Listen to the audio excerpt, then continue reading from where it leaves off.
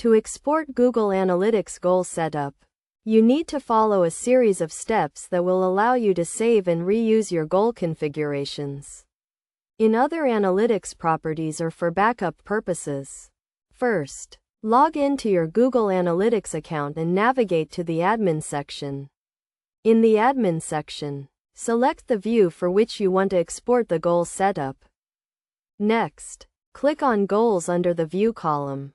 This will take you to the Goals page where you can see all the goals you have set up for your view.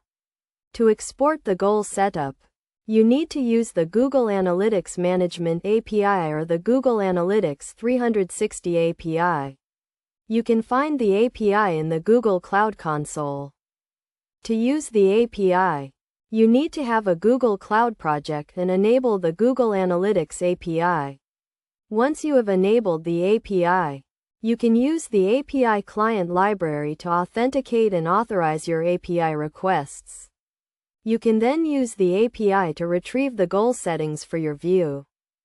Alternatively, you can use the Google Analytics add-on for Google Sheets to export your goal setup. To do this, open Google Sheets and install the Google Analytics add-on.